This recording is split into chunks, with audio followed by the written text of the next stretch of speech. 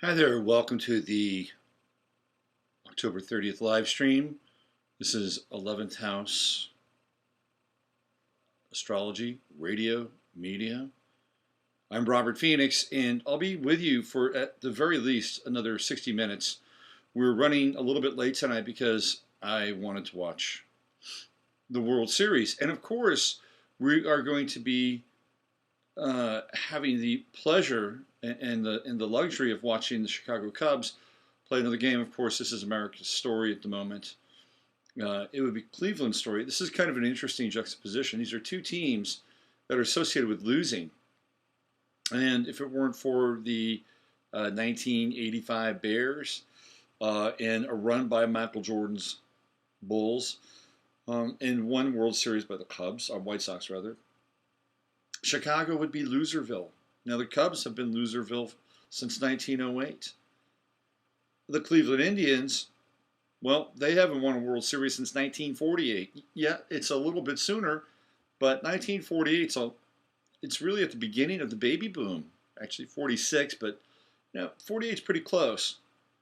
So we have two cities that are associated with losing when it comes to baseball, and they're playing each other. So it is the World Series of Loserville. Now, in any other World Series, if the Cleveland Indians were playing the, I don't know, St. Louis Cardinals, or they were playing the San Francisco Giants, or they were playing the New York Mets, who were just at the World Series last year, it wouldn't be, it would be really heavily tilted towards Cleveland. It would be Cleveland's mythology and Cleveland's mythos. But no, it's the Chicago Cubs. And it's been 108 years since the Cubs have won a World Series. And we get into the number 108, and it's kind of spectacular how many incredible occurrences and pieces of mathematics are associated with the number 108. So perhaps destiny is on the side of the Chicago Cubs as they eke out another World Series win. I was looking at the roster of the Cleveland Indians last night, and I was struck by how many Scorpio and Aries players they have on their team. And not just players, these are players that play significant roles on the team. And what's also interesting is that they have a couple of players that are late Libra, and I haven't really looked at their charts, but I'm assuming that they'd have planets also in the sign of Scorpio. So they're loaded with Scorpionic and Aries energy. And when it comes to life and sports, those two signs, well, first of all, they share one thing in common. The original ruler of Scorpio was Mars back in the day, right before we discovered Pluto. And Aries is now the sign that is ruled by Mars. So they have something in common. They have an origin, a celestial origin in common. And both of the signs have a certain degree of intensity about them. And clearly, when we have the Sun in Scorpio and Venus, Sun in Scorpio and Mercury in Scorpio, and what else do we have in Scorpio right now? Let me do a quick little check here. Hold on. Mercury and the Moon, of course, the new Moon, which we're going to talk about tonight. If you're a person that has planets in Scorpio, then you're going to be highlighted. You're going to have a certain amount of energy and intensity coming at you in your chart, and sometimes it can be quite positive. Sometimes it can be quite negative. In the case of Hillary Clinton, I think we're looking at the negative version of the influx of scorpionic intensity and energy. And so you ask the question, why? Well, it's because when we look at Hillary Clinton's chart, and you can go to Astro Dean, so there are two versions of Hillary Clinton's chart. Neither of them are considered highly rated. However, I've used the Lois Roden version with 22 degrees Scorpio ascending, with Sun, Chiron, Venus, and Mercury all in the 12th house. And the reason why I've used this chart, even though it's a double D rating, is because I have seen this chart in action in Hillary's life, and I've even predicted based on this chart. Now, I don't have it at my disposal, but I'm going to try to find it. I think it was, how long ago was Wienergate? 4 years ago? I think it might have been 4 years ago. And I used to do these newsletters, and some of them get really far out. And some of the stuff I talked about was pretty interesting. And it was always different material than I was put up on my website. And I did this for a couple of years. It was a paid newsletter, and I couldn't really keep up with it. But during that time, I used to, get into things like predictions around metals using astrology. It was a fun newsletter. So the man is here.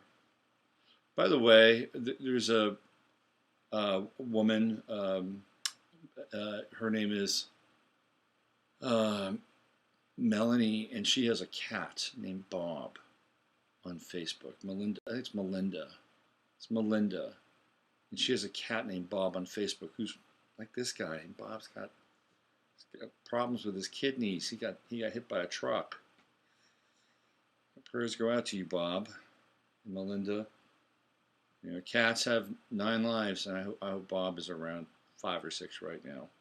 Anyway, I used to do these newsletters, and I don't know where this came from. Sometimes I just get these hunches out of the blue, and I said I got to look at Hillary Clinton's chart. And at that time, the name Huma Abedin was starting to surface a little bit. And in fact, if you look at my Friday Farcast image, where I have all these different people on there, 2 of the people that are on there are Hillary Clinton and Huma Abedin. Okay, and I made that image a long time ago.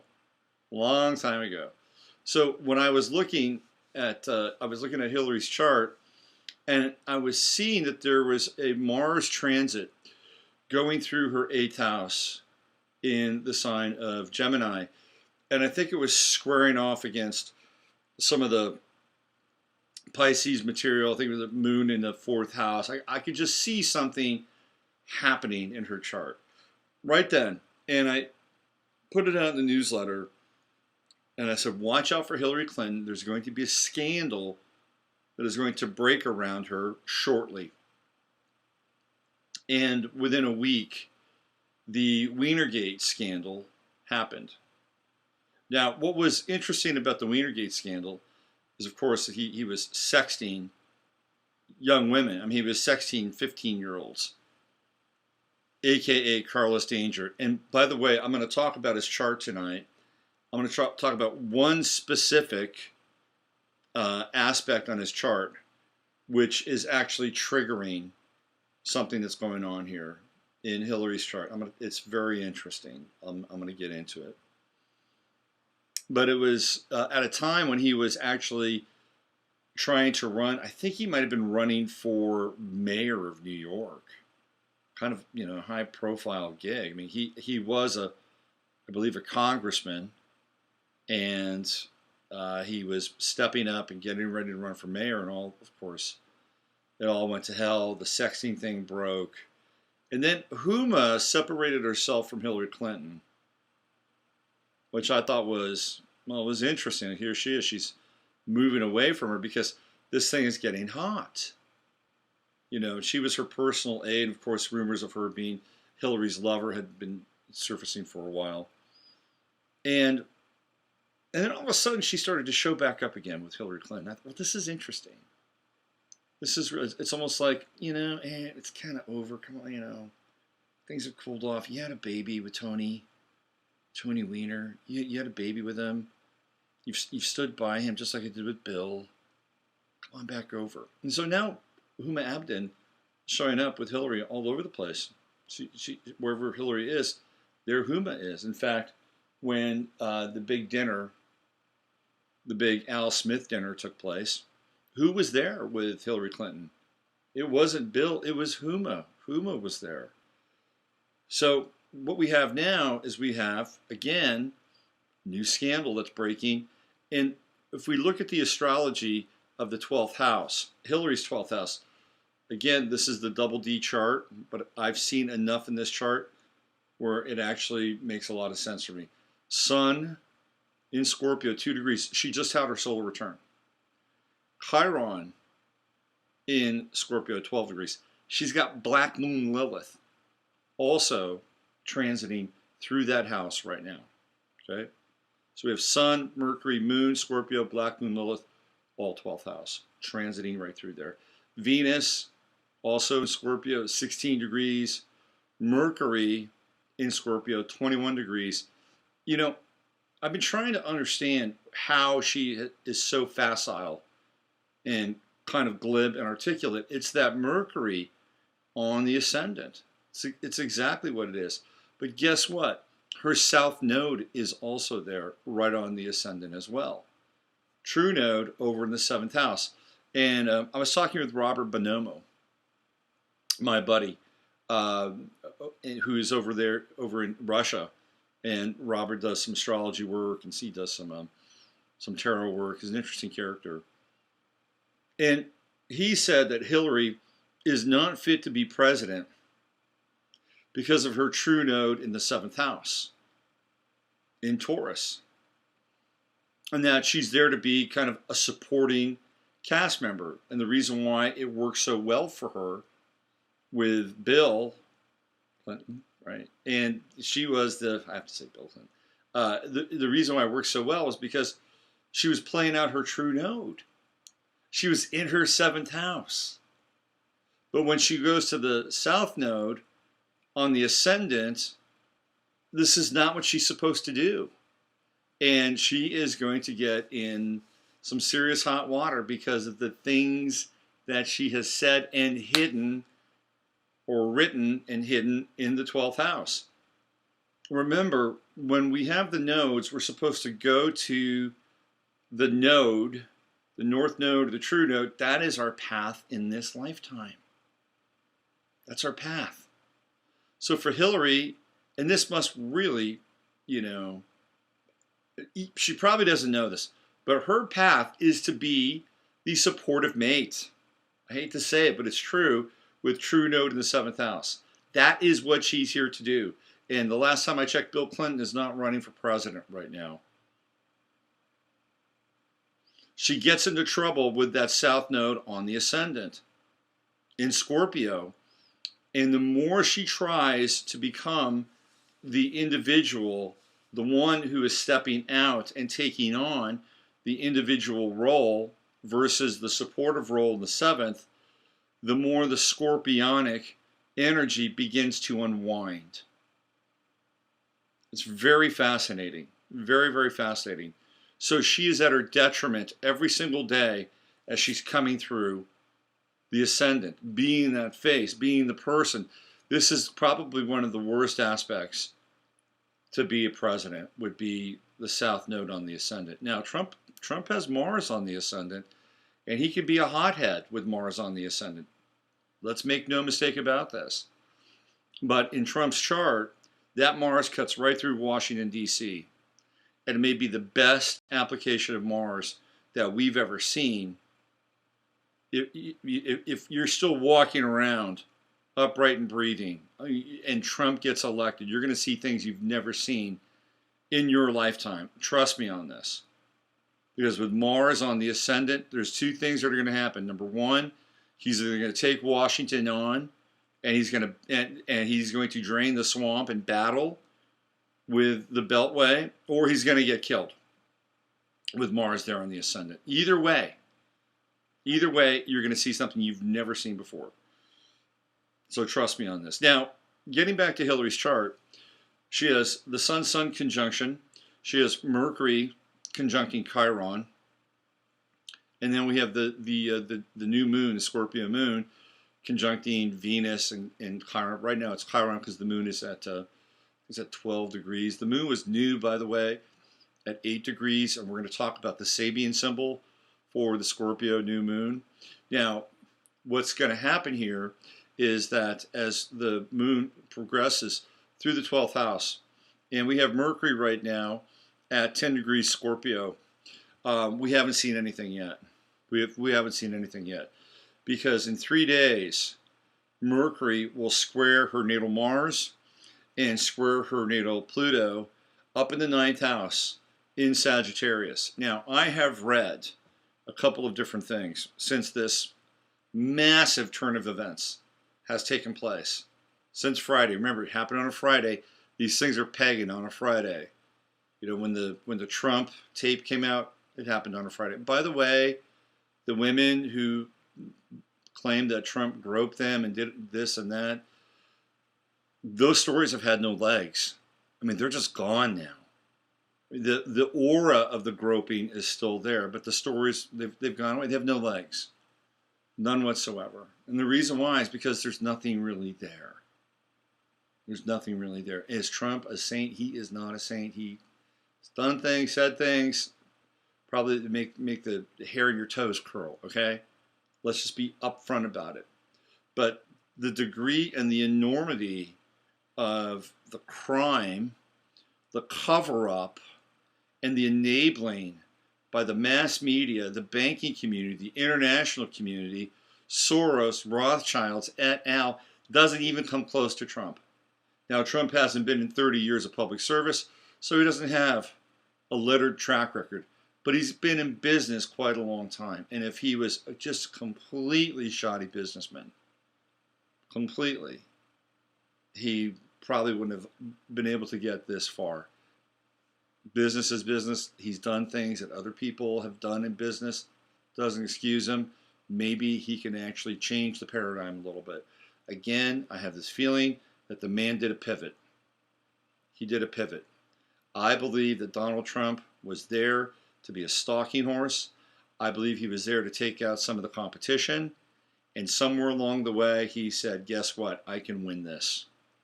I can do this. And not only that, but I think he really, this is a guy that was isolated. And think about this now. Hillary's done this for years. Trump has had his, little media empire. And he travels the world, United States, mostly through business. He builds buildings. I think he built a new hotel right down the street from the White House, which is kind of interesting. He said I was going to get there one way or the other, so he just opened this new hotel. But he travels in business circles. He goes to construction sites, or he goes to board meetings, or he goes to golf tournaments. What he doesn't do is he doesn't meet the common, quote unquote, common people. Although he does have relationships with people in the construction industry who tend to be tradespeople and blue collar people. However, think about this. He starts off as kind of a stalking horse for Hillary Clinton, gets into this thing, and all of a sudden he's going around to all these places and he sees these people and he hears these stories. And all of a sudden he has an epiphany, an epiphany, an epiphany. And perhaps he has seen the light. Now, I have heard a couple of his speeches lately, and they're inspired. I mean, he is in his authenticity when he's giving these speeches and talking about what he's going to do and how he's going to change things. And I believe the guy. Now, that doesn't mean that you're not going to get some other odd shit, pardon my language, with Trump, because you will. And I've talked about this before. The guy is into torture. I can't condone that. He is also into more and more surveillance for information. Can't condone that either. And I also know for a fact he's going to rubber stamp the Keystone Pipeline. So if you're an environmentalist, you're going to have to deal with that. And he's going to push that. Not everybody's cup of tea. But on the flip side, again, in true Gemini fashion, he's got this other agenda, which is going to be very interesting to see take shape, if it even does. Now, getting back to Hillary's chart, this has all happened on a Friday. And since then, I have heard two significant pieces. Number one, and we're going to get into this astrologically. Number one, I've heard that Anthony Weiner is singing like a bird. And the reason why he's singing like a bird is because he does not want to do Fed pen time. That's what it's come down to. Does not want to do Fed pen time because he has he's probably crossed state lines. So this is where it gets very interesting in terms of interpretation of the law.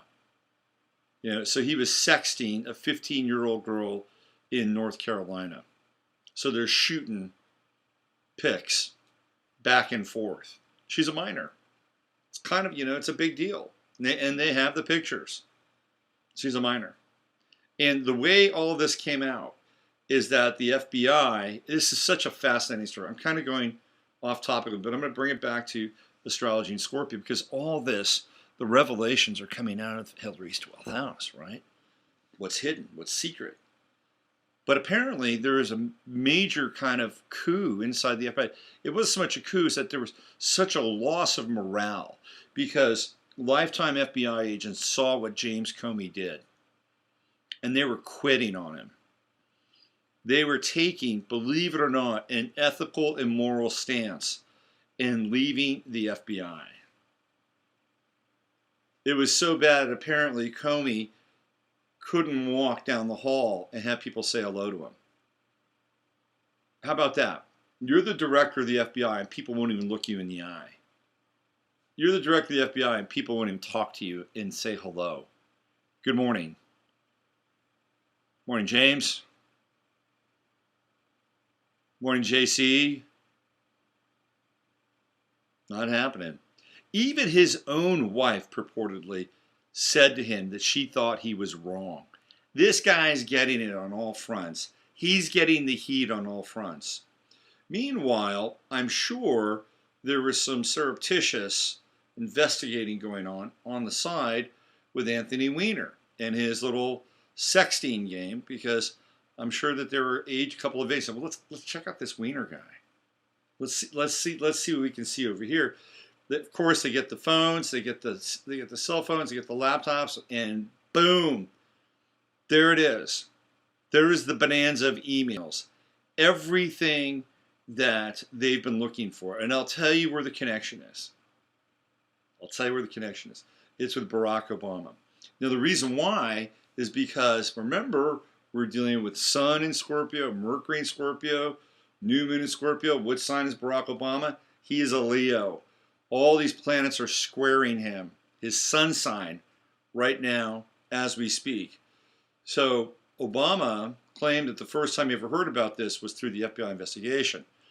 Now, there's also been a string of emails where he's on the email string under a pseudonym. Now, apparently there are links in Huma's emails that link up Obama and Hillary. So if that's the case, now we have a president who has perjured himself. And boy, that is a big deal. And we have, 11 days? We have 11 days until the election? No, we have less than that. So Tuesday is 7 days. We have Monday, that's 9. We have 9 days before this election, if you count Sunday. 8 if you don't. For all of this to come out at this period in time, it's kind of mind-boggling. Now, we're going to see this process get fast-tracked here over the course of the next few days. Hillary's nowhere to be seen. Of course, she's hiding out. She just wants to kind of, ride out the string, just try to get to the finish line. Even on the polls that are extremely oversampled and loaded, Hillary is losing ground quickly. She's gone from like a 10-point lead to a 2-point lead or something like that. So this is accumulative. This is scar tissue that's starting to accumulate on her. Now, there's a couple of things that are happening. So apparently Weiner has broken the silence and said everything. Now apparently Huma Abedin is also talking. This is a big issue, because Huma Abedin has been the eyes and the ears of Hillary Clinton for the past 5 years, maybe longer. I think it's longer actually. But clearly, when I made that interesting little revelation back in the newsletter, that was kind of my first inkling of this relationship that she had with this woman. So now you have two people who are essentially spilling their guts. This is going to get very interesting very quickly. Now, if indeed Hillary, remember, The sun is in her 12th house, transiting through her 12th house. And the sun right now is at 8 degrees.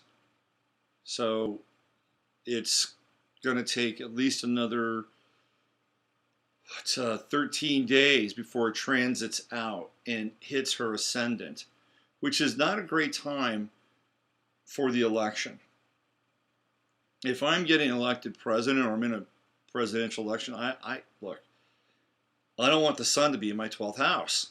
I want it to be up in my 10th house or my first house.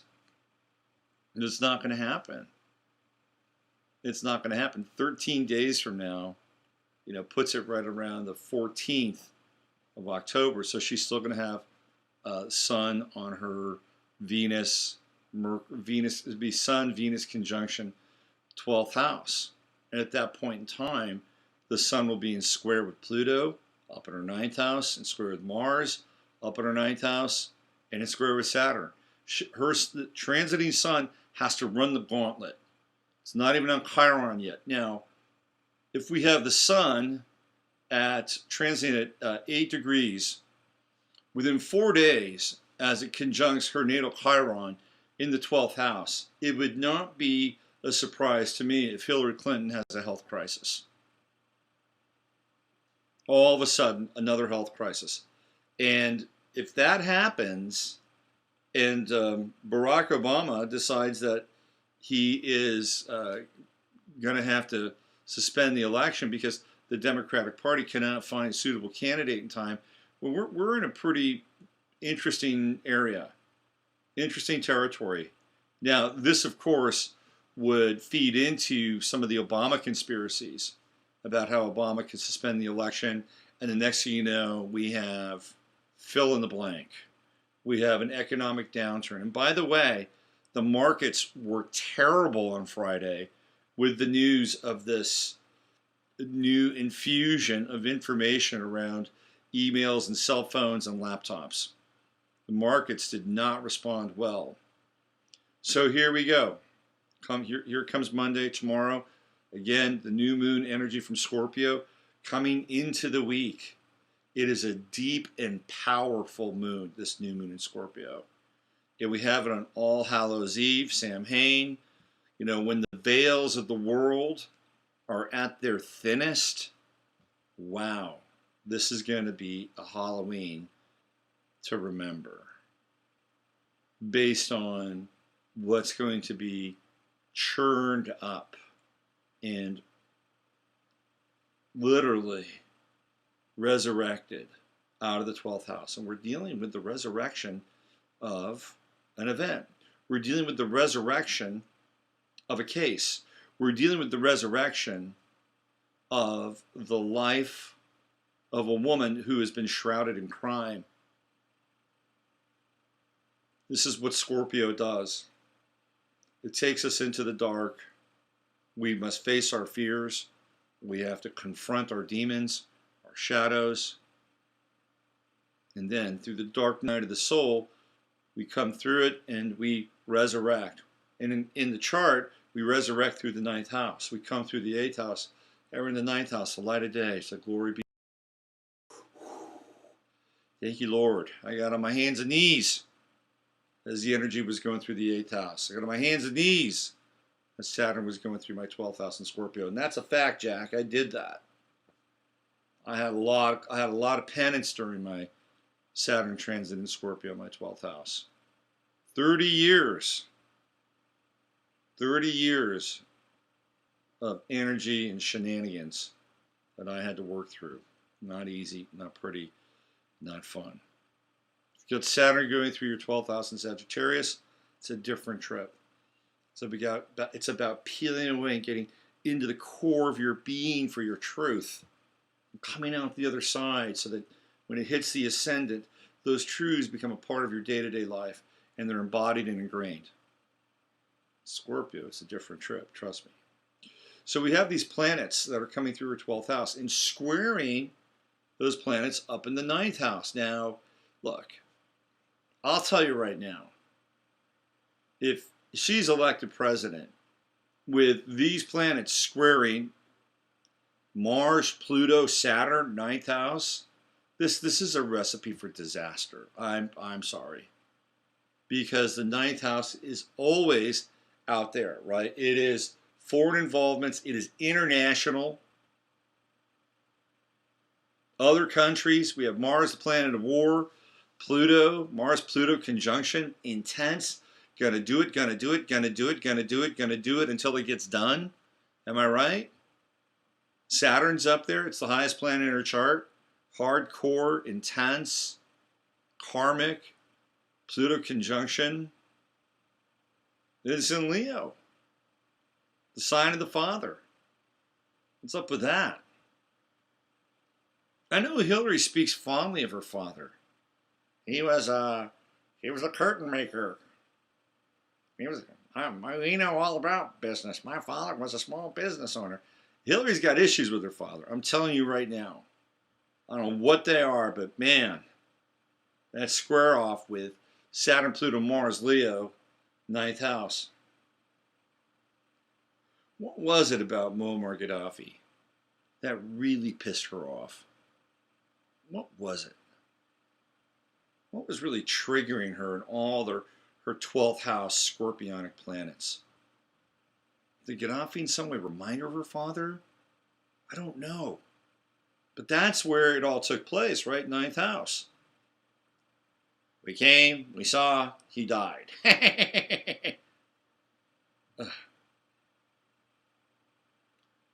So we've got these planets cruising through the 12th, illumination, illumination, illumination and darkness. Now, remember, I was going to tell you something about Anthony Weiner and his chart. Weiner, Weisenheimer. Anyway, he is a Virgo. Now, I don't have his chart. I've got his solar stats here. He's a Virgo, born on the 4th of September. And he has Moon in Leo. I think he's hapless, man. This guy stepped in shit.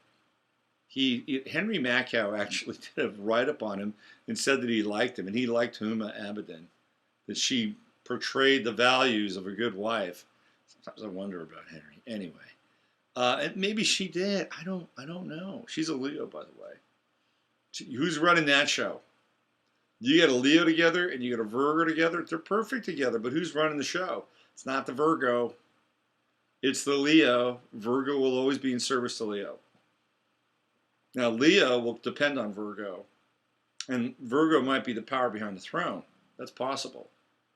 But Huma, a Leo, Mr. Weiner, Virgo. But he has Moon in Leo, so he'd be attracted to Huma, right? But even there, she's got the solar principle. He has the feminine principle, Sun and the Moon. So, for all of his sexting and Carla's danger, he's working stuff out outside of himself because in many ways, he's got a subordinate relationship. To Huma Abedin. Here's where it gets interesting. He has Mercury in Virgo. Guess what? Retrograde. If you look at Hillary Clinton's chart, you will see currently that the South Node, transiting South Node, is at, 8 degrees? Transiting South Node is at 11 degrees. My bad, 11 degrees. And it is right now on Hillary's, or transiting Neptune, in her 4th house. Neptune's at 9. South Node's at 11. We get 9-11. How about that? Which means that the North Node is at 11. And it's moving backwards in conjunction, or conjuncting actually, to guess who's Mercury? Tony Weiner. His Mercury is conjunct Hillary's midheaven, going retrograde, looking back. How about that? Here comes a true node. Tick, tick, tick, tick, tick. Tony Weiner's Mercury right there at the midheaven. South Node activation, Pisces, Neptune, 4th house, home. Hello? Houston, we have a problem here. Transiting Chiron. It's right on Hillary's moon. She's got moon at 22 Pisces. Transiting Chiron is at 21 Pisces. So we've got a Chiron moon conjunction. How about that? Chiron moon conjunction. So what does that mean? In the 4th house, that's her home. And Chiron has to do with health, the healer. And I would say she's emotionally not into this right now. And I think all she wants to do, if this is indeed like a real Hillary Clinton and not one of the souped up, robotoid, multi-dimensional, possessed models, she's just going to want to hang out. She doesn't want to see anybody. Her emotions are not into this. Even with all those planets going through her 12th house, what is she doing? She's just hiding. She's bunkered in the 12th house. Then now we have Chiron squaring her true node. I'm sorry, her Uranus. What sign? Gemini. Where's that? 8th house. Again, hidden house. Chiron coming in. It's the scalpel. It opens things up. And what have we seen in the past week? It's amazing. We have the Veritas videos opening up the dark secrets of the 12th house and the 8th house, all of it, all inside of her chart. This is fascinating stuff from an astrological perspective. Absolutely fascinating stuff. What else do we have? Uranus, transit Uranus, that's retrograde. What's it doing? It's going to come back and hit her natal Saturn, which is interesting. So we've got 21. Her natal Saturn's at 21. You know, one of the things that came out was that the Clinton campaign is now saying, release everything, release everything, release everything. Let's go, let's move forward. And so trying to be, I guess, proactive. Maybe that's Uranus-Saturn trine, or maybe this is the Saturnine oligarchs coming to her aid once again. Because if you look at it, you know, she loves that Saturn energy at the top of her chart. She loves that Saturnine power. The Kissingers and the Soroses. She loves it. The Rothschilds. There's conflict still there on a fraternal side. Anyway, this is fascinating stuff. We've got the new moon in Scorpio coming into this week, which is deep, it's dark, it's powerful.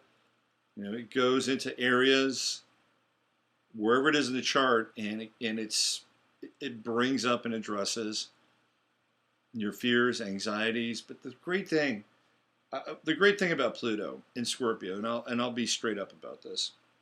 Once I moved to Austin, my chart switched. When I was living in California, I had Uranus on the ascendant, relocated in California. And when I moved to Austin, Pluto moved to my ascendant, and I thought, oh man, this is going to be so fucking cool.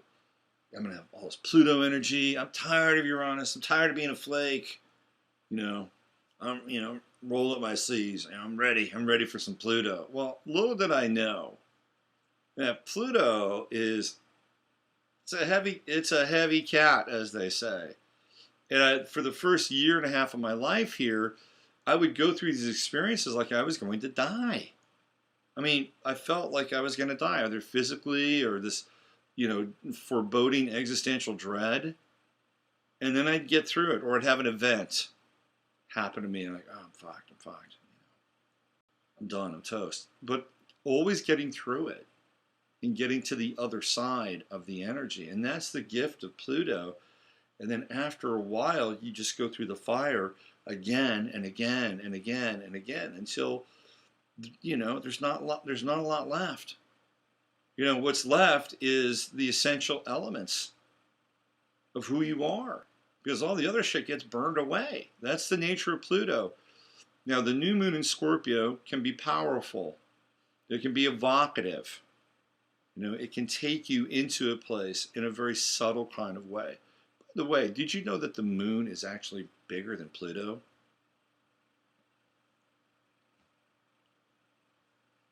Put that cap on for a moment. The moon is bigger than Pluto. Here's another Pluto factoid. Discovered in 1930, Pluto has yet to make an entire loop around the solar system since it was discovered. Now, of course, it's made a loop, right? I mean, in 1776, Pluto was in Capricorn, and here it is again, right? So we can look backwards in the ephemeris like a time machine. But since it's been discovered, it has not made one full loop. Whereas the other planets, I believe, have. I have to look Neptune up. Of course, the other planets have. Uranus has. And one more little factoid about Pluto. It has a light and a dark side, just like our moon. That's right, a light and a dark side. And it's fitting because the sign itself, Scorpio, is light and dark. Works, doesn't it? Sometimes, well, not sometimes, I wind up getting into this and I don't check the comments, and we got a happening little chat room here, and I just want to let you know that I acknowledge you guys in the chat room. So if you have any questions, I'll do my very best to answer them.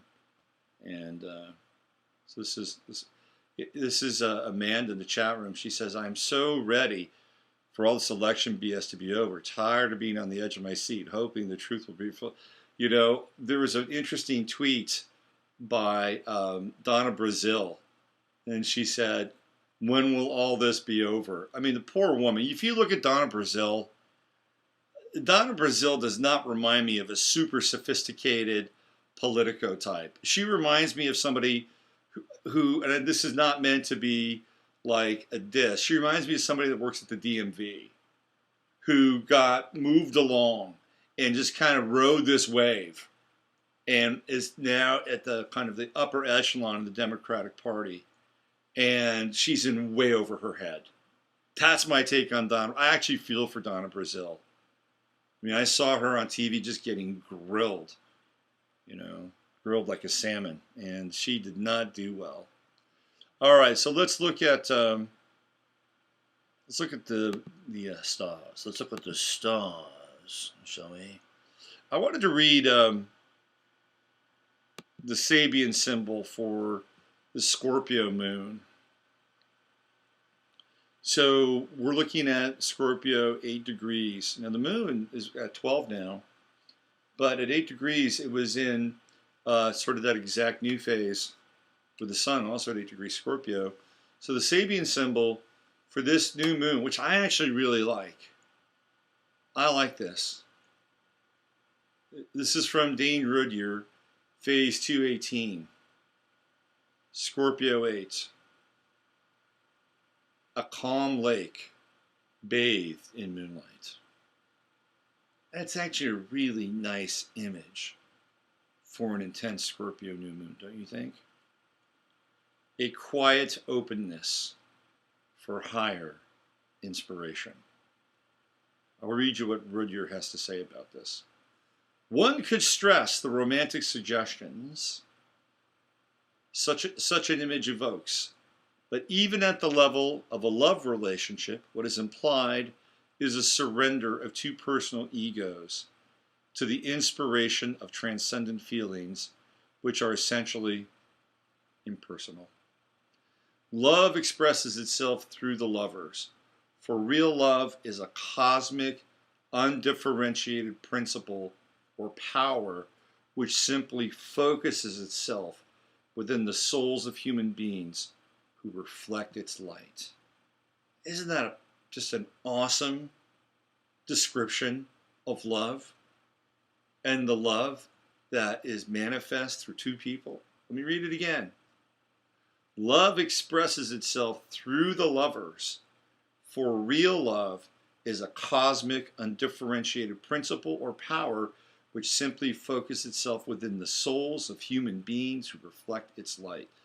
The same is true of the mystic's love for God. Man strives hard to achieve great things through daring adventures, but a moment comes when all that really matters is to present a calm mind upon which a supernal light may be reflected. This is the calm lake bathed in moonlight. Now, we are not in a full moon, we are in a new moon. But even the new moon emanates light. Believe it or not, yes, it does. It does emanate light. You just can't see it. He says this is the third stage of the 44th fivefold sequence. It tells us beyond all efforts lies the need for peace and the readiness to accept illumination from above. The key word is quiescence. Is that a great word? Quiescence. So here we are. We're at the beginning. This is the phase that this moon is initiating. Scorpio 8, a calm lake bathed in moonlight. So as the cycle of the moon progresses, we will have a full moon coming very soon. 14 and a half days. And we'll have it in the sign of Taurus. Now this will be a supermoon, another supermoon. It's going to be big. It's going to be close to the earth. And in Taurus, what do we get? We get manifestation. Manifestation. We get things coming into physical participation with us.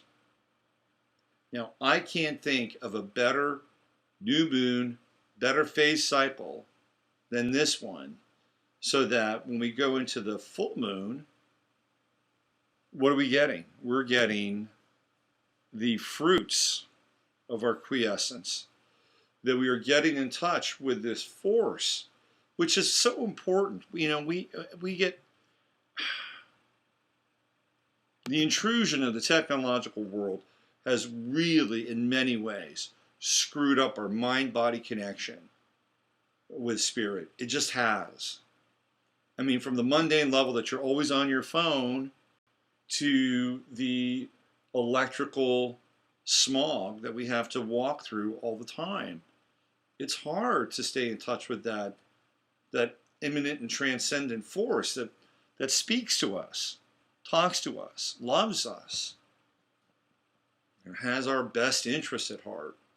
You know, when you go back and listen to my interview with June O'Brien from 2 weeks ago, she puts herself in nature all the time. So she stays in that place. She never leaves it. And when you listen to her, you totally get it. Totally understand that that's what's taking place. So with this new moon, we have the potential to get into that quiet and placid space where there is moonlight reflected on a lake. Now, the full moon, just to get you thinking about it, but not trying to take you out of the moment too much, the full moon is going to be taking place on the 14th. The 14th of, actually 23. The full moon really comes in at, let's see, on the 14th, but it's on the 15th where it actually is sort of the exact opposition from the sun. So we're talking 14 and a half days from today, roughly, right? And it's going to be that full moon, and it's going to be in Taurus. And let's look at the degree for that moon. We have it at 23 Taurus. So let's go back and let's see what Rudyard says about 23 Taurus. But maybe we can get an understanding of the cycle here. So I'll look at 23 Taurus and I'll look at 24 Taurus, just so we have a few different bits of information to go with. So 23 Taurus, a jewelry shop filled with valuable gems. Boy, that is such a Taurus kind of image, isn't it? A jewelry shop filled with valuable gems. Keynote, the social confirmation, natural excellence. Two elements should be distinguished in this symbolic picture.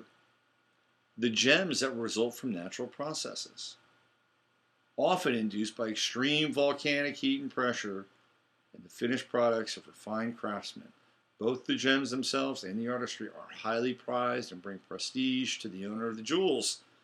The symbol applies to any product in which culturally acquired skill has embellished or transformed the end results of a lengthy and demanding natural process. This is the third stage of the 11th fivefold sequence of phases. At this stage, we are concerned with the social process, which brings about a certification of personal worth. Okay, so let's put the two together.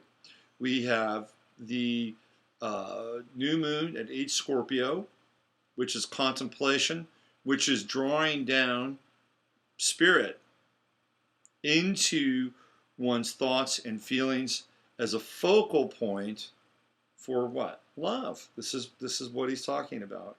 And then the manifestation is a jewelry shop filled with valuable gems.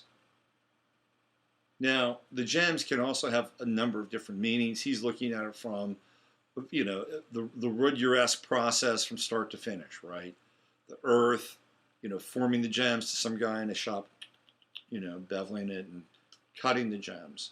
But the gems can also have a number of different meanings as well. It could be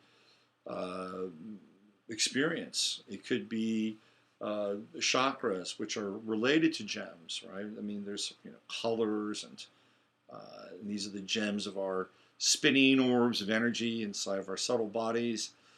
But what we're talking about ultimately is manifestation and getting something valuable out of this 14.5-day cycle.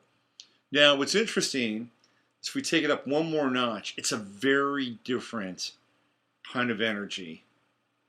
One has a natural process associated with it, from contemplation to manifestation. This one, phase 54, Taurus 24, an Indian belt, an Indian warrior riding fiercely, human scalps hanging from his belt. Keynote, the aggressiveness of human instincts when fighting for their earthly base of operation. In the mythology of early America, the Indian represents the savage, close to nature, and led by primordial instincts. Alas, our present century has revealed that under far less imperative circumstances, so-called civilized man is capable of far more cruel tortures and extermination. This symbol, related to a fourth stage, seems to imply that violence and aggressiveness are basic components of human nature, at the level of the emotions and of a deep-seated identification with a particular culture which insists on regarding men of other cultures as potential enemies. What is being confirmed here is the value of a group of men's differences from other groups. We are still in the period of differentiation, because he's talking about Taurus, value, weight, measure, all Tauran components and processes. Act 1 of the cyclic process, and the need for differentiation of human behavior and collective values is still very strong. At the emotional level, man apparently still has to believe in violence for survival. So we have two very different Sabian symbols here: a certification of personal worth, violence for survival. This is where the full moon is hanging out. This super moon is hanging out. Now remember, this is going to be just days after the election, if we have one. And that day of the election, the moon is going to be in the sign of Aquarius. And Mars is going to be at 29 Capricorn, with the day after 11/9, the inversion of 9/11, Mars is 0 Aquarius. Where are we going with all this? Will we have a jewelry shop filled with valuable gems? Or will we have an Indian warrior riding fiercely, human scalps hanging from his belt? This, to me, is kind of the where we are right now. You know, this is where we go like this. You know, we're the phase 53 Taurus 23 or phase 54 Taurus 24. Now, maybe the two come together, which is not a pretty sight, and we have vandalism, violence, looting, the jewelry shop filled with the valuable gems becomes the scalps hanging from the belts of the people who want that thing, right? But I'm going to hold the space here that we have the potential for something. And that potential starts right now. It starts with quiescence. You know what's really interesting? I almost felt like I experienced this energy today. I'll share a story with you from my personal life. So some of you know I manage a baseball team. It's my son's team. Most of the boys are either 12, going to be 13 or 13. I've got a couple 14-year-olds, not many. Not many. I got a young team. And they're boys, you know, they're boys. And when I was at practice on Friday night, we're heading into the playoffs. I was feeling kind of intense. You know, I was feeling kind of intense. Sometimes I get intense with these kids. And because when I played baseball, I played all out. I left it all out there. I stopped playing when I was around 15, but when I played really hard. And until, of course, I discovered marijuana. At that point, I played a little less hard. But for the most part, I played hard. So I thought about practice on Friday night. You know, I think I was hard on the boys, a little hard on the boys Friday night. So today, I decided to go out and just tone it down, you know, and be calm. I'm going to be calm, I'm going to be cool with them, and I'm not going to get riled up. And I usually don't, but I had kind of a heat check on Friday night. So we're playing this game today, and we're down by 3 runs early. First inning, I pitched one of my boys who, you know, he's a good pitcher, but he doesn't throw it real hard. He doesn't throw any junk. So this other team got on him. They got 3 runs. And the way the fall ball works is if you get 3 runs, the inning is over. And he was so dejected. So dejected. He's one of these boys, a good kid, homeschool kid, super kid, black belt. 12 years old, he's got a black belt. He's homeschooled. He fundraises for other kids who have less than he does, who play on his soccer team. I mean, there are some great kids out there. Trust me on this. So he got down on himself, and I'm like, come on, hey, look, we're still in this game. We're still in this game. We can do this. And we just got to do this. And the way that they've done this all year, they always respond. They get hits. They come back. And we wind up winning the game, and the other team just implodes. I've never seen it. And one of the boys, I coached one of the boys, and he was pitching. I coached him about 1.5 years ago. He's a good kid. He's smart. He's fast. He's strong. Kid won the gene pool of life, I'm telling you.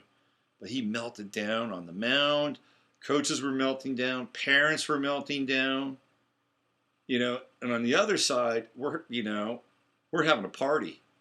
Not at their expense, but just because that's who my kids are. You see, these are the 2 phases. These are the 2 phases. And, you know, I think they are. Phase 53, phase 54.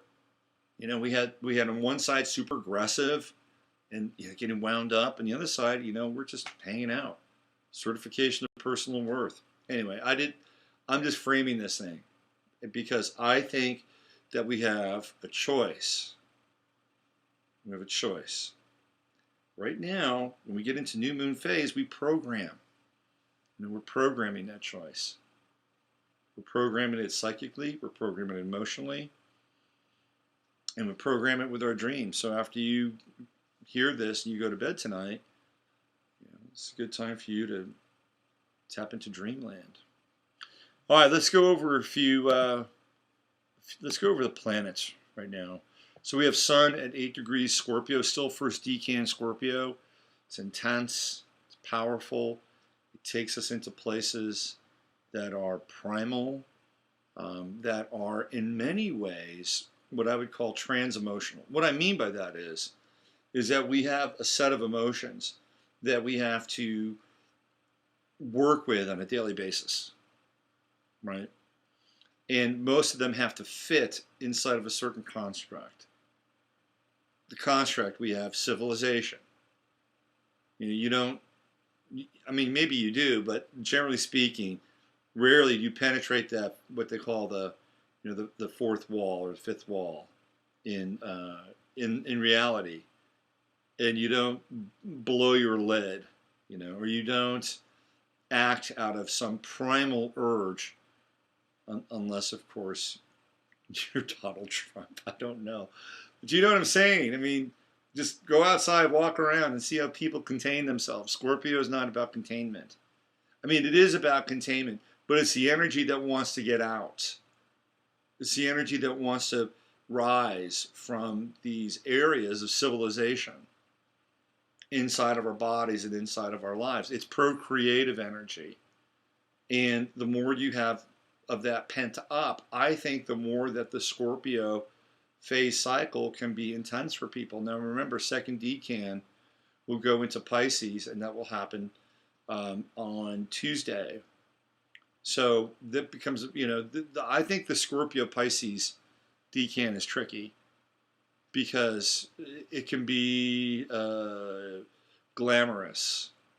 And when I use the word glamorous, I'm talking about in like the terms of the Alice Bailey and how they use the word glamour, which is associated with ego in some ways.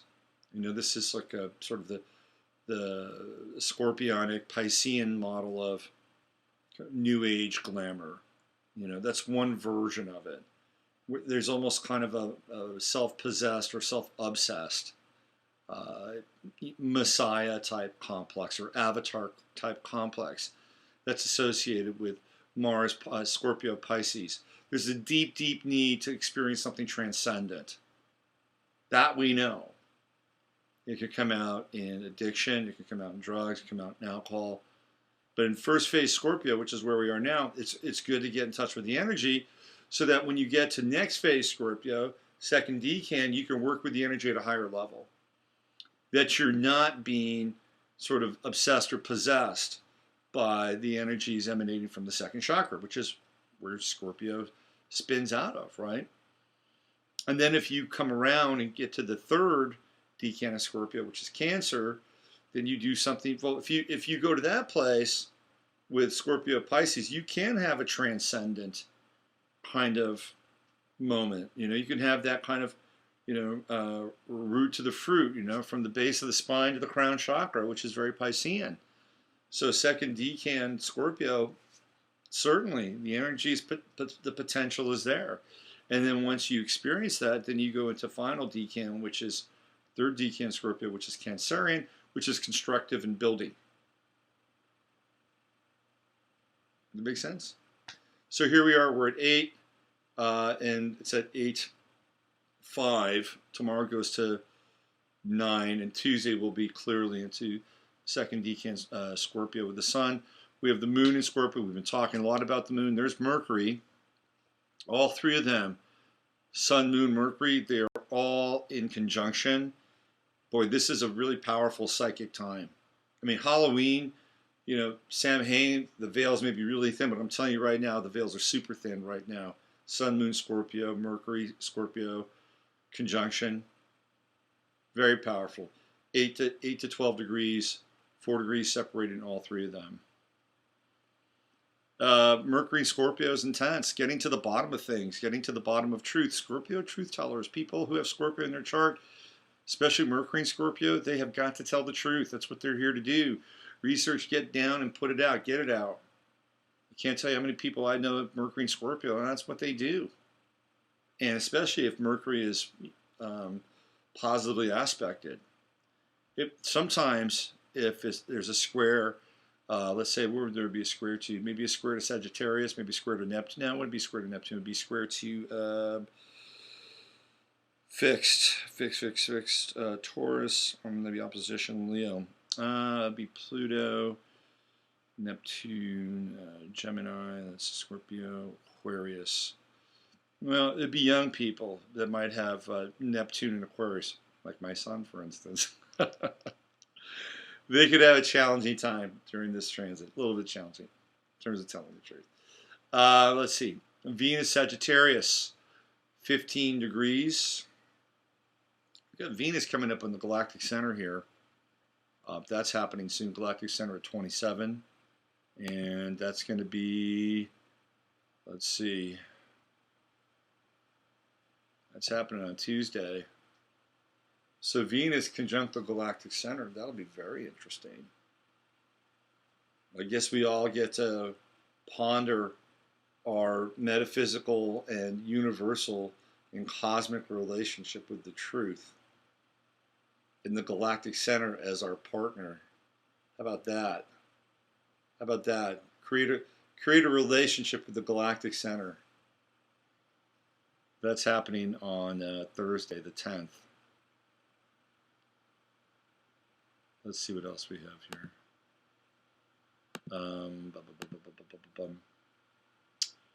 So far, we've only come into roughly kind of the beginning of a semi-sextile with, it actually is a semi-sextile with Sun, Moon, Mercury, and Venus. We're talking 30 degrees.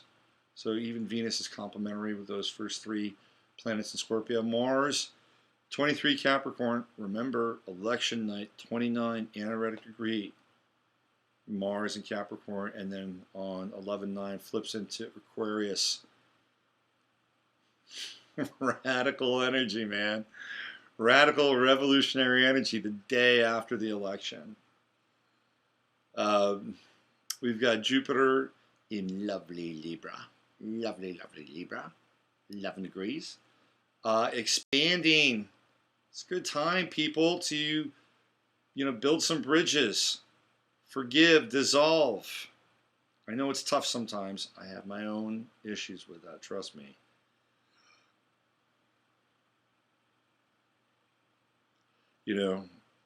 My ex-wife came to my son's baseball game with a Hillary Clinton t-shirt on. It said, "I'm with her." I was wondering how her new husband must feel walking down the street with her with that shirt on. And it's "I'm with her," and the arrow is pointing in this direction if he's on the left-hand side. Might be uncomfortable. I'm not sure how I feel about it. I mean, hey, I'm okay. I'm okay with my masculinity, but I'm not sure. I'm not a big fan of the shirt, obviously. But what happens then if Hillary goes to prison? Does she still wear that shirt? I'm with her. It's a little awkward. You know what I'm saying? Saturn 14 degrees, Sagittarius. It's still in second decan, so it's going to be right in the Aries decan. So we're talking about war, rumors of war with countries far and near. Saturn and Sag. We've got a Saturn-Venus conjunction. Hello. It's a good time to be solid. Make some plans about relationship. Have some vision. Have some vision. You can still catch this conjunction. If you're in a relationship, sit down with your partner. Where are you going? What do you want to do? What can you envision? What's your map? Tell you, the next 24 hours could be great, especially with the new moon. With this new moon energy. Don't sit on it. Get the roadmap for your relationship. Saturn, Venus conjunction, Sagittarius. Plan a trip. Let's see, Uranus. 21. Aries, retrograde. And we've got, let's see, Mars, Uranus. It's interesting. Now, Mars has just gone past Uranus. So we've had that Mars-Uranus square, which, by the way, was taking place on Friday when this information came out around Hillary and the cell phone and Puma and Tony. You can't make this stuff up. Am I right? Oh, man. So Uranus is still retrograde in Aries, which I think is good. We got to be careful when Uranus goes direct, because that's when those kind of, the kind of warlike, aggressive, radical energy moves forward. It's in abeyance right now. Neptune in Pisces, again, retrograde, 9 degrees. So it's in a wide square with Saturn, but Saturn's moving on. Saturn's got other things to do. It's had enough of this drunken dance with Neptune. Pluto, 15 degrees, Capricorn. God, we're only halfway through Pluto and Capricorn. Is that just a mind blower or what? I remember when it came, I was like, oh God, we have to go through this. Do we have to go through this, Pluto and Capricorn? I just had Pluto and Sagittarius in my first house. I got to travel a lot, and it was fun. This has not been that fun. Pluto and Capricorn ain't fun, boys and girls. It's the rise of the Plutocrats. It's the rise of Baphomet in opposition to Cancer, which is folks like me and you. And we're a part of it. We're part of it. And we're learning about power, aren't we? Either directly or indirectly. The veils are being, hey, how's power working? How's it working for, democracy partners? Right? Americans united for change.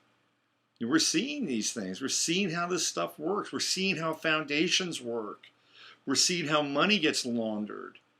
It's all a crime. It's all a syndicate. Government is nothing more than a syndicate. And if you think anything else, you're completely deluded. It is a crime syndicate. I talked about this on Friday's show. They haven't had a government in Spain for 9 months. Things seem to be going okay over there. We're learning about these things. This is Pluto and Capricorn. We're getting lessons. True node in Virgo at 11 degrees. Of course, it's retrograde and goes forward and retrograde and forward. And we're at that interesting kind of Neptune at 9. True node Virgo at 11. So a little bit of 9/11 energy here. And then we have Chiron at 21. Pisces. And that is, I think, the next major planet is going to be Saturn. Get into that square with Chiron. That's, what that's going to be? I'll tell you right now.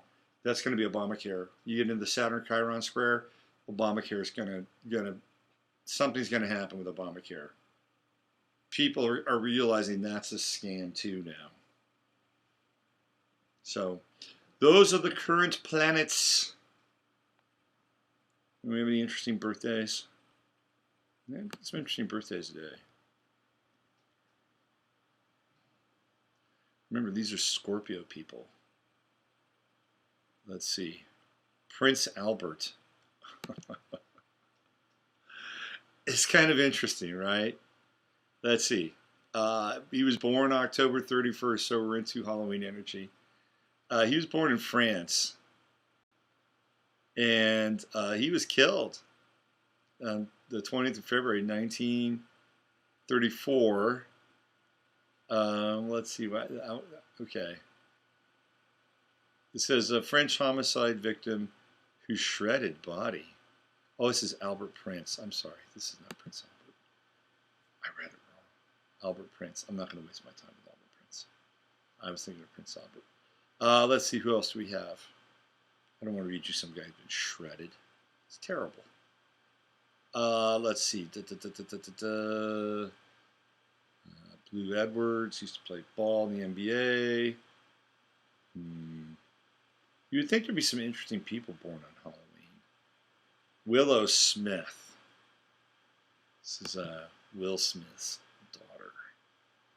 It's got a AA rating here from Lois Roden. Let's check out Willow Smith's chart. Uranus on the midheaven. She's a radical little chick, isn't she? She did that Whip It video, little punk rock stuff. She's radical. This girl is a rebel, total rebel. It's not fake. It's not some fake Hollywood put on. She's got Uranus on the midheaven. She is a radical. She's going to bring change. She's got Jupiter on the ascendant in Gemini. I bet you she speaks multiple languages at this point. Mars in Virgo squaring the moon. You get into those Mars moon squares. That's challenge with the mother. Challenge with the mother. Maybe she's got a little competition thing going on with Jada Smith. Mars in the 5th house needs to be creative, needs to follow her passion. Can't do anything else. Turn the hobby into a passion. She's got a trine because it's late Mars in Virgo. She does have a trine to Neptune, which is very early. Aquarius, so it's by degree, trine by degree. Very imaginative. She might be a good writer. She's got true node in Cancer down in the 2nd house. My advice to you, Willis Smith, stay at home, be a mom. Forget all that radical revolutionary stuff up at the top of the chart. I'm just kidding. It sounds demeaning, doesn't it? But truly, though, true node in Cancer, 2nd house, really grounded, basic values, basic structures, home, hearth, continuity. It's what this person needs. It's what they need. Boy, you know, it'd be really radical is if she went and did like a reality show, went to go live with some non-Hollywood people for a few months. That'd be interesting. Let's see. She's got Venus-Pluto conjunction in Sagittarius. She's intense in relationship. When she bonds deeply. Sun-Mercury conjunction in Scorpio. Here's a little truth teller. Mercury retrograde. Looking back into history, she's got some psychic ability too. Her moon is right there at the beginning of Capricorn. And it's at 4 degrees. Bit of an old soul here with that moon in Capricorn flashing into the 8th house. Saturn in the 12th house. Most people that have Saturn in the 12th house have to process and live through some form of alienation.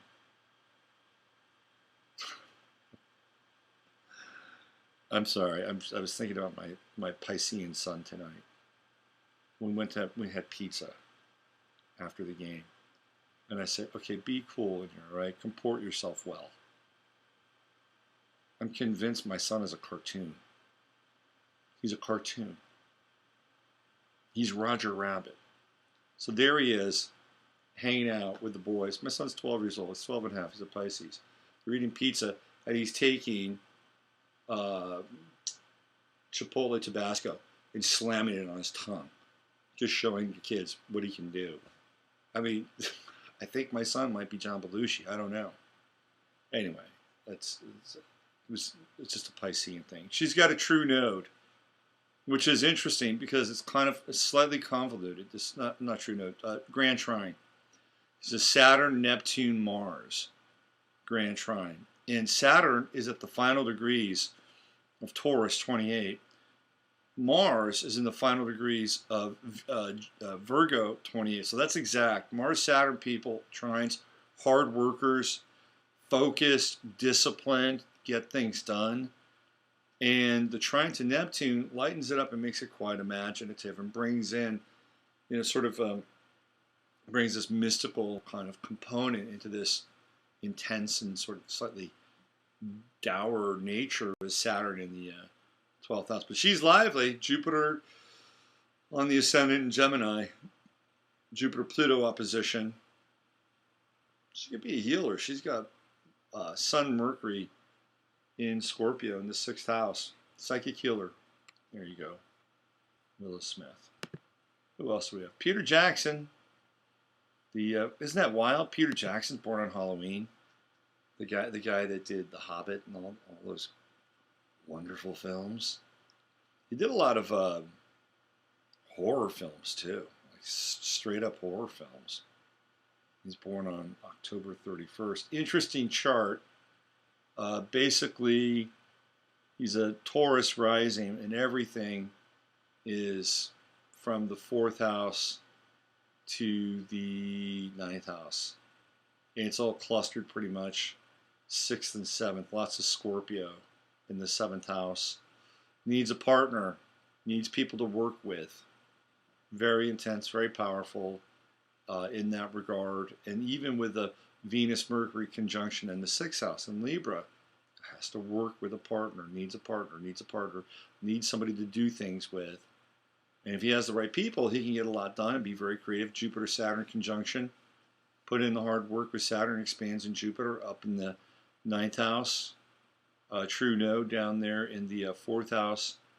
And conjunction with Uranus in Leo. Creative guy, born 1961.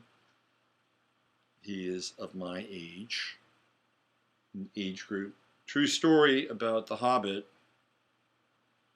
When they were scouting locations in New Zealand to make the first film, to do the first film, they found a foundry, an old foundry that had been abandoned. Big old, I think it's like where they did a lot of the scenes where they were like forging all that stuff. Anyway, they found this place, and they liked it. And they walked over to one of the tables, one of the work tables. It was dusty, sawdust, and there was a book on the table, and they picked it up, and it was The Lord of the Rings. True story. How'd you like to have that moment? Wouldn't that be like just shiver down the spine, goosebump kind of moment? And you're all looking at each other and go, wow, man, this is it. This is it. We found a place. This is a sign. You're doing the right thing. Maybe a hipster would have a different reaction. Maybe a hipster would be like, this is so trite, man. So trite. I mean, here we are, we're scouting for a location, and when we see The Lord of the Rings, I mean, don't you think that's a little bit much? I mean, maybe we should do something different. Maybe we should, I don't know. Let's go shoot this somewhere else. Let's go shoot this in Australia or maybe Thailand. It just seems too pat for us to find this book here. You know what I'm saying? That would be the hipster version of that. Let's see. What else do we have? Who else do we have? I went to Peter Jackson.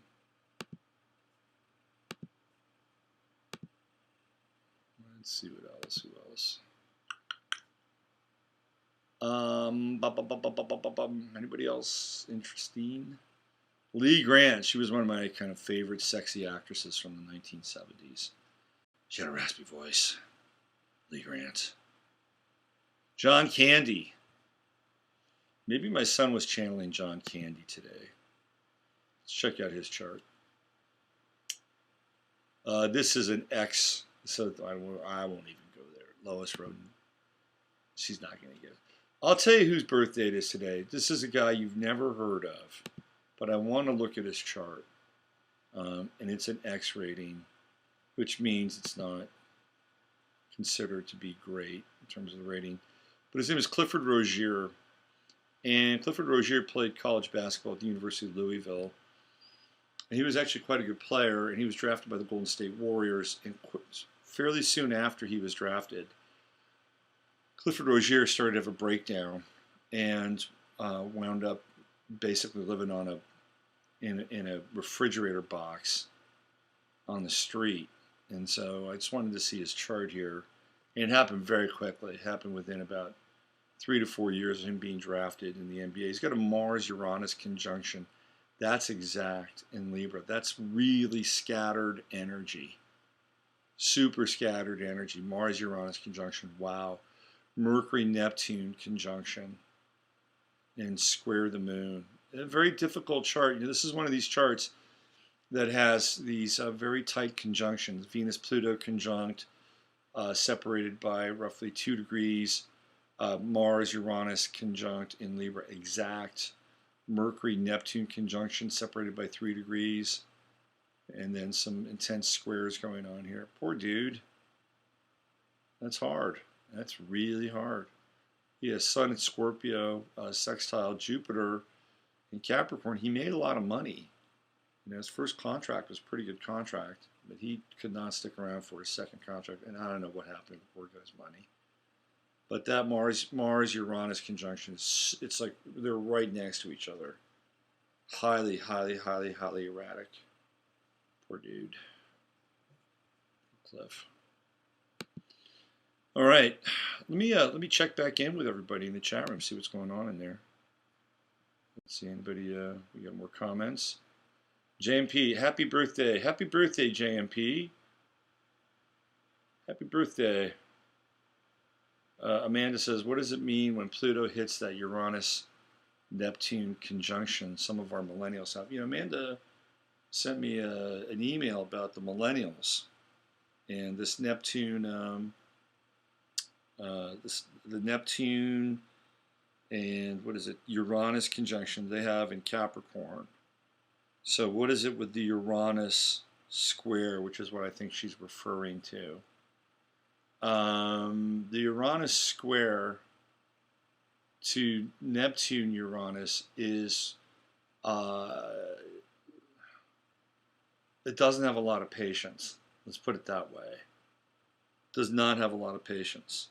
It could mean in a time of war that their Neptunian placidity would be ruptured and challenged, potentially with Aries. But I think that the Uranus square means that they've run out of patience. That's what it feels like to me. How it manifests is you may see them decide to do things that would be kind of outside the box, not playing with the same kind of social sort of rules and etiquette. It might be starting their, maybe their own version of Bitcoin, or maybe it's taking over abandoned, abandoned shopping centers. There's just an end of patience there. But Uranus can bring some creativity, but it's squaring off. It's like, I've had enough. As a generation, they're like, I've had enough. Maybe we need to take things into our own hands. That's what it kind of feels like. Hephaestus, cutting gems. My father was Hephaestus. He was totally Hephaestus. Let's see, what else we have here? Anybody else? Any other comments? Could be the hacktivism. Yeah, it could be. Could be. It's not just, I don't think it's just cyber, though. It could be life hacktivism, too. Life hacktivism. Got 23 people watching now. I'm getting a message a minute. So the one thing that is, I think, good here, what we have, live stream. The one thing that is good is that I'm doing this, and I could be doing it probably more consistently at 10 o'clock at night on Sundays. Of course, we have the World Series. We have latency issues, low latency stream. Okay.